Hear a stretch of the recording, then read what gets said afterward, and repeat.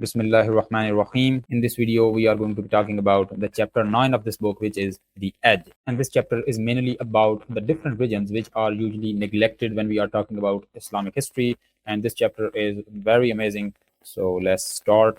Far too often, the Muslim world is thought of as the Middle East and nothing beyond it. It is in the furthest region of reaches of Islam in sub-Saharan Africa, China, and in the Southeast Asia that the relationship with Islam and the rest of the world can be seen in all its complexity. First off, we have the West Africa. When Islam arrived in North Africa in the decades after the death of the Prophet, it generally clung to the coast. Much like the Romans and Byzantines before them, the Muslims chose to settle in cities along the Mediterranean coastline for practical reasons. Most West African kingdoms, before and after the arrival of Islam, tended to cluster around the Niger River, particularly the inland delta that provided rich farmland. A nomadic group of Muslim Berbers, the Tuareg, dominated the trade routes that led from North African cities across the desert wasteland and into the West African savanna. The kingdoms that developed in this region relied heavily on trans-Sahara trade, which provided a market for their goods, chiefly gold and salt. Islam in West Africa. Muslim merchants who made the trek across the desert began to settle in West Africa, and by the 11th century, immigrants, Muslim communities could be found in many cities and towns across Savannah. Since the bulk of the Muslims in West Africa were businessmen and not missionaries, Islam spread slowly among the local populations. West Africans would commonly convert to Islam and yet hold on to pre-Islamic beliefs in spirits and sorcerers for generations. Unlike in North Africa, where Islam came in as strong political force all at once. The only exception to this was the Murabitun movement, which managed to conquer land in West Africa for a brief decade in the 11th century, but doesn't seem to have had a lasting impact. The first native Muslim kingdom of West Africa was Mali. It was founded in 1200s by mythical character Sundiata Keita, partially Islamized ruler of Mandika people. Nicknamed the Lion King, he was said to have been exiled by an evil ruler, rallied support among the Mandika people while in exile, came back to take his rightful throne, and took the title Mansa, Mandika for King of Kings. The details of the story have probably been blurred through generations of oral storytellers, but what is known for sure is that the empire that Sundiata founded in West Africa in the inner Niger Delta region soon grew to be one of the wealthiest and most powerful states of the age. This is Malay Empire in 14th century. Mansa Musa. The wealth of Malay is best seen in the region of Mansa Musa, who ruled from 1312 to 1337. While the Middle East was dealing with the consequences of the Mongol invasion and Al-Andalus was reduced to Emirate of Granada, Malay rose to Savannah, south of Sahara Desert, to become the premier Muslim political entity. Yet it was far away from the eyes of the rest of the Muslim world, which was relatively unaware of this distant Muslim state. Most of what we know about Malay comes from the accounts of Mansa Musa's epic 1324 CE Hajj to Makkah, which served to showcase Malay wealth and power to the rest of the Muslim world.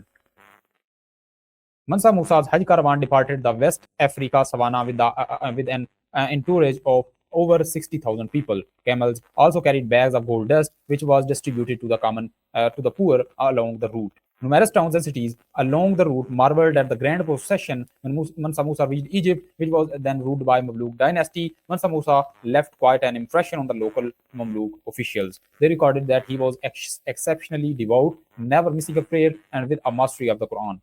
In Egypt, Musa was said to have given out so much gold to the city's locals that in unintended inflation wrecked the economy. Perhaps more remarkable than his journey to Makkah was Mansa Musa's return to Mali. Using his considerable wealth as a tool for the advancement of Mali, he paid for some of the best scholars, teachers, and artists to accompany him back to the West Africa. Arabs, Persians, and Andalusians all came to Mali with Mansa Musa in the 1320s. Half a century after the Mongol disaster that destroyed Baghdad's House of Wisdom, a new hub of scholarship arose in West African savanna. In the early 1400s, a scholar of fiqh from Hijaz, Abdurrahman al-Tamimi, traveled to Timbuktu only to realize that the level of scholarship was so high there that he would have to go to Fez first to take prerequisite courses before he could study with Mali scholars. And this is the Mali Empire at the time of Musa's death. Timbuktu. The center of Mali's knowledge was Timbuktu. About 20 kilometers north of Niger River, Timbuktu lies on the edge of Sahara Desert and was a major step along the Trans-Sahara trade. Libraries, mosques, and universities sprung up all over Timbuktu, giving the city a distinctively Islamic character. Musa also sent scholars from Mali North to more established educational institutes in Morocco to be educated in advanced concepts in Islam so that they could come back and serve the Malayan community in Timbuktu. Both Mali and the Songhai Empire, which replaced Mali in the late 1400s, granted special benefits to Islamic scholars, commonly giving them tracts of land and charters of privilege. And this is the map showing main trans-Saharan caravan routes. Next one we have East Africa. The East African coast did not have to wait long to be exposed to Islam. Before Muhammad took his hijrah to Medina, a group of his companions escaped Meccan persecution and settled in Aksum, which is modern-day Ethiopia, for a few years, where a Christian king welcomed them. Immigration also went in the opposite direction, and Bilal, which was a companion of the Prophet, would commonly recite the call to prayer in Medina, and he was a former slave from Ethiopia. As had occurred in West Africa, it was through trade routes that Islam would spread along the Indian Ocean coast of Africa. Merchants from the Arabian Peninsula, in particular the region of Hadramaut in Yemen, began to settle in cities along the East African coast in the centuries following Yemen's conversion to Islam. The earliest artifacts attesting to Islam's presence in East Africa date from the late 700s and early 800s. Evidence shows that Islam was incorporated into East African life first in the northernmost parts of the coast. Mosques dating from the 10th century have been excavated in Kenya, about 2,500 kilometers south of the birthplace of Islam. By the 13th century, Islam had taken root even further along the coast in what is now Tanzania. The main avenue through which Islam spread in East Africa was commerce. Pattern of conversion. East Africa was distant enough that no large-scale population movements occurred, yet accessible enough that a sizable number of traders were able to regularly visit the coast and in some cases permanently relocate. Wealthy merchants who settled in the cities along the coast intermarried with local African women, assimilating into the local culture but with the addition of Islam. This was genuine intermixing of cultures that led to the development of a new hybrid culture with Islam at its heart. Swahili, a Bantu language native to East Africa, became the lingua franca of coastal region as merchants traveled from city to city, tying the region together culturally and linguistically. As has been seen in all parts of the world that adopted Islam, the arrival of the new religion did not mean the elimination of the previous cultures and traditions.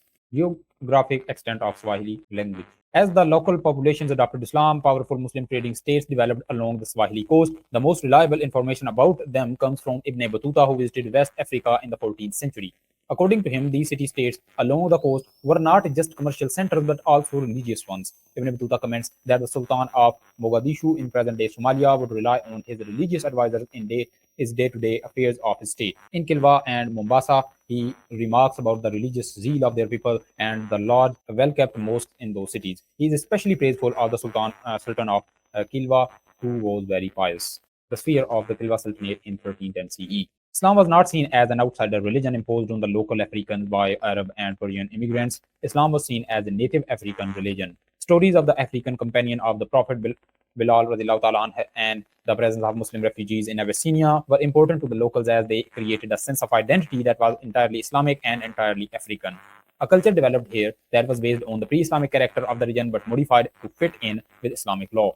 Next one, we have African slavery and the Americas. The Islamization of Africa would lead to eventual spread of Islam across the Atlantic Ocean in North and South America. Once the era of European colonization of the New World began with Columbus' voyage across the Atlantic in 1492 CE, a pressing need for labor developed in Europe's American colonies. Native Americans were decimated by European introduced diseases and died by millions in the early decade of the 1500s.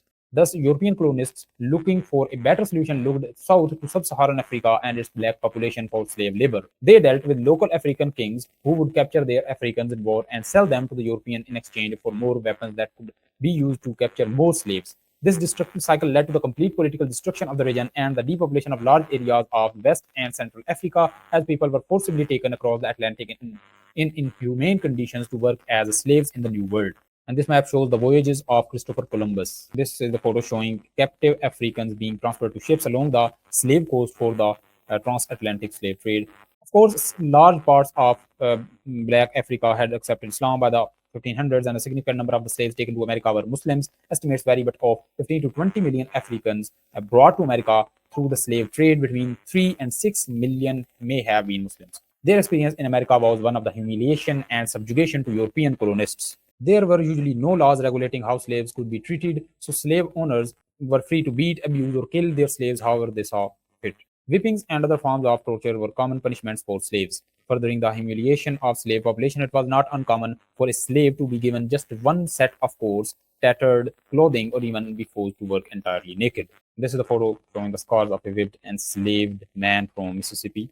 Muslim slaves' problems. While all slaves suffered at the hands of slave owners who refused to see them as equals, Muslim slaves experienced unique difficulties. Breaking from work 5 times a day for prayer was rarely possible, and traveling to Makkah to perform the Hajj was totally out of the question. Furthermore, avenues to learn about Islam were few. Some slaves who already had memorized the Quran before their captivity were able to revise their memorization and teach some parts of the Quran to others. Thus, as the generations went on during the 16th century and 19th centuries, 16th through 19th centuries, the knowledge of Islam among Muslim slaves and their descendants slowly decreased. And this is portrait of Ayuba Suleiman, who was son of an imam in Africa before being enslaved. In the 1800s, in Rio de Janeiro, there was such a high demand from Muslim slaves in Brazil for Arabic Qurans that one bookseller imported over 100 Qurans per year to sell to the local slaves. The slaves would spend years doing extra work to pay for them. In the early 19th century, a Muslim slave in America, Bilali Muhammad, wrote a 13-page manuscript about Islamic law based on West Africa's educational curriculum to teach fellow slaves on his plantation. The tradition of emphasis on education among Muslims in general and in West Africa specifically led to a class of Muslim slaves in the Americas who were literate, unlike most non-Muslim slaves and even Europeans. While in some cases their higher education level of education gave Muslim slaves the opportunity to do less demanding work, it also gave them ability to organize and lead revolts. A notable example occurred in the Brazilian state of Bahia in 1835 CE. Muslim scholars who had been taken to Brazil as slaves used their knowledge and positions of leadership in the sizable Muslim community of Salvador to plan an organized rebellion against their masters. Notes written in Arabic were passed among slaves detailing the plan and its objectives. The revolt, which involved about 300 slaves, ended up being unsuccessful as Brazilian soldiers brutally put down the activities of the Muslim slaves. For Muslims in the Americas before the modern era, being so far removed from the rest of the Muslim world geographically and intellectually meant the eventual disintegration of that Muslim community. Each successive generation inherited less and less of the original Islamic knowledge and practice that the first generation slaves had.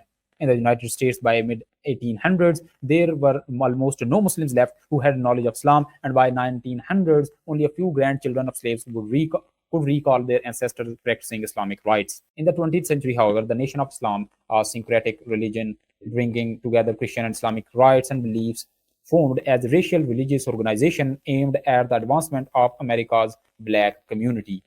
By the 1960s, however, former Nation of Islam members such as Malcolm X and W.D. Muhammad led thousands of African Americans away from the Nation of Islam and back to a more mainstream understanding of Islam.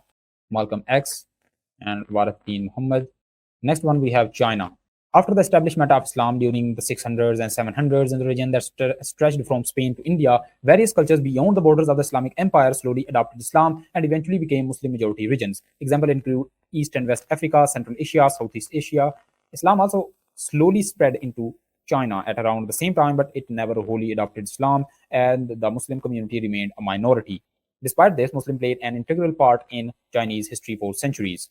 Islam's origins date back to the caliphate of Usman bin Affan ta'ala, who sent another early convert to Islam, Sa'd ibn Abi Waqqas ta'ala, as an ambassador to the Tang dynasty of China around the year 650 CE. But it was not until the 700s when a permanent Muslim presence was felt in China. It was in the 750s when Muslim soldiers were invited by the Tang government to serve in the Chinese military. Groups of Muslim warriors made the trek to China and joined the military and bureaucratic structure of the Chinese government.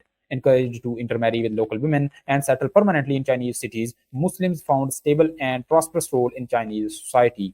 Government and military work soon became the niche that Muslims occupied.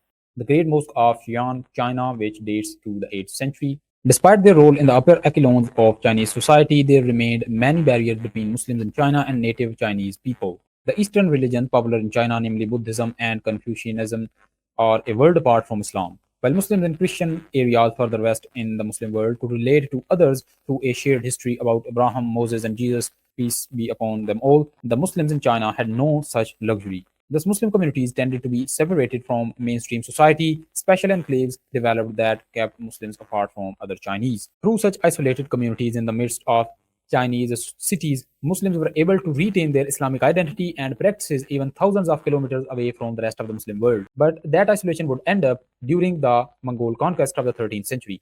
The Mongols' vast empire included Muslim lands in Central Asia and Persia, along with China. With political unity linking the heartland of Muslim world with Muslim communities in China, a new avenue for contact between the two regions opened up. Furthermore, mass migrations by Muslims into China meant a huge boost to the Chinese Muslim population. Just as important was the Mongol policy of assimilating Muslims into mainstream Chinese culture, Muslim communities no longer served as isolated enclaves surrounded by non Muslims. They were instead encouraged to take on more public roles in society and were especially useful as administrators in the Mongol Empire that encompassed Muslims in its eastern and western ends, Hui and Han. During Mongol rule over China and the succeeding Ming dynasty, Chinese Muslims became fully assimilated into Chinese culture. They were no longer seen as foreigners but rather as Chinese countrymen with their own identity, Hui. The Hui were no different from the Han, China's majority ethnic group, other than when it came to religious identity. Finally, considered to be a fully part of Chinese society after living in the country for hundreds of years, Muslims in Ming China were able to assimilate into the local culture, adopting Chinese customs and names.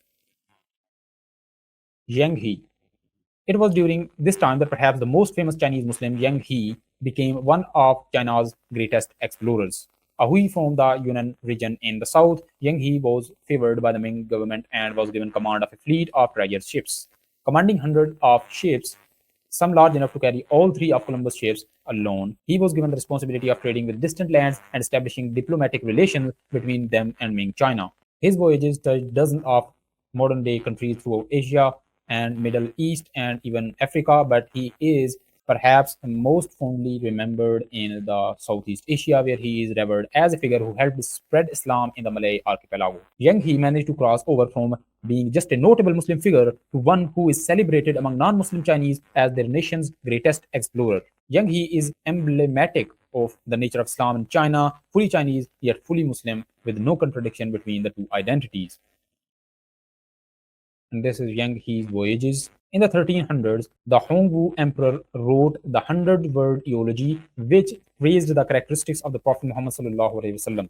Copies of it were distributed to mosques throughout China, and you can pause the video to read this one. Next one is Indian subcontinent. Mahmud Ghaznavi. After Muhammad bin Qasim's expedition into the Indus River Valley in early 700s, Islam did not penetrate much further politically into the Indian subcontinent. Mahmud of Ghazni was a Turkic sultan and the first to lead military expeditions deep into India. His 17 military campaigns into northern India served as the basis of his rule, bringing wealth and power to him and his empire. While his raids were no doubt detrimental to the local power and rule in India, he also established major cultural centers and helped spread Persian culture throughout his region. The legendary Persian poet Ferdowsi, who perhaps did more to revive ancient Persian culture than any other person after the country's conversion to Islam, and Al-Baruni, a scientist, historian, geologist, and physicist, were both mainstays of Mahmud's court. Because of his status as a patron of the arts coupled with his ruthless raids into India, Mahmud of Ghazni's legacy in India today is colored by modern politics. Ghaznavid Empire Map. In addition to his scientific discoveries, Al-Baruni wrote volumes on Indian history and society. Translations of his History of India served as the main source of knowledge about India in medieval Europe. This is Al-Baruni. Next is Ghurids. Regardless of his legacy, Mahmud and the Ghaznavid dynasty he founded laid the foundation for Muslim conquest in India. The succeeding dynasty, the Ghurids, also ruled out of Afghanistan and managed to push their borders even further into India, capturing Delhi in 1192 CE. The Ghurids relied on slave soldiers of Turkic origin who formed the core of their army, much like the contemporary Ayyubids further west in the Muslim world. Like their counterparts in Egypt, who established the Mamluk Sultanate, the slave soldiers in India eventually overthrew their masters and inaugurated their own dynasty, the Delhi Sultanate. Map of Ghurid Empire. The Delhi Sultanate ruled over parts of India from 1206 until the arrival of the Mughals in 1526 CE. Five separate slave dynasties, the Mamluk, Khilji, Tughlaq, Sayyid, and Lodhi, ruled from Delhi during the Sultanate's 3 centuries.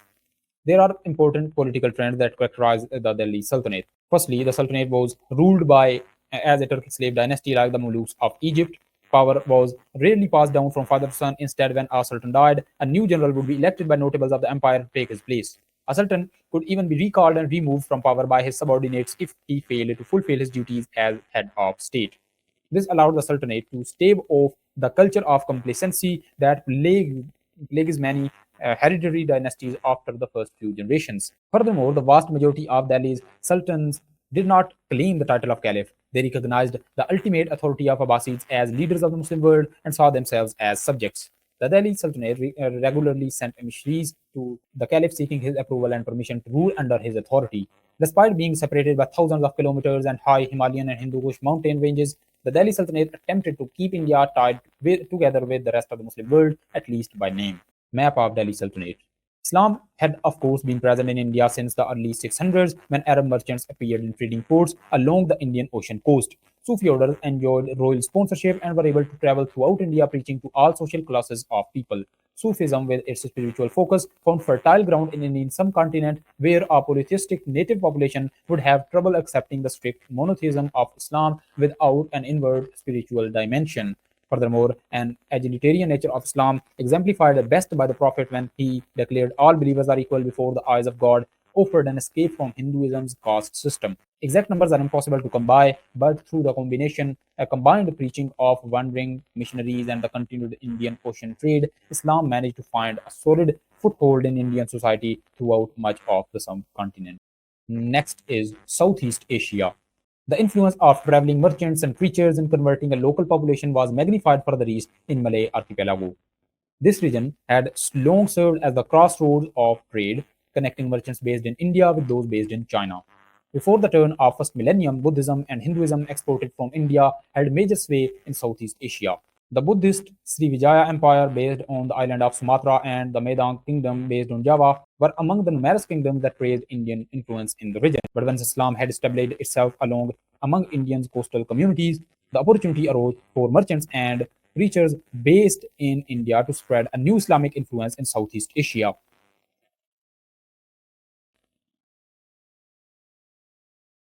Islam provided the glue that held together an Indian Ocean trade that spanned from East African city-states to Arabia to coastal India. Shared beliefs and Arabic as lingua franca facilitated trade between regions that would otherwise not have much in common. If a king in Southeast Asia converted to Islam, he could also join this lucrative economic community. Once local rulers in the archipelago began to convert to Islam around the 1100s, powerful Muslim empires arose in the region, built on economic opportunity that Islam brought. This is the map showing Muslims in each regency of Indonesia. It was through these rulers that Islam began to spread among the local population of Malay archipelago. The kings probably provided the opportunity for missionaries from further west, many of whom preached Islam through Sufism, to come and spread their beliefs among the locals, spreading Islam in much the same way as the Delhi Sultanate. A notable difference is that while in northern India there was a heavy Persian element to the spread of Islam, in Southeast Asia the missionaries tended to come from the Indian Ocean rim, particularly Yemen. Thus, the school of fiqh that became most prominent in East Africa, coastal India, and Southeast Asia was that of Imam Shafi'i. Northern India, on the other hand, was more influenced by the Hanafi school, which was popular in Persia and Central Asia. As you can see on the map, in Indian subcontinent, the Hanafi school is dominant, and in the Malay archipelago, the Shafi'i school is dominant. The Muslim kingdoms that arose during and after the Islamization of Southeast Asia were tied in with the rest of the Muslim world through the Indian Ocean trade network. The first Muslim state, Pasai, located on the island of Sumatra, was converted at least by 1200s when Marco Polo visited it and attested the Islamic character of its port cities.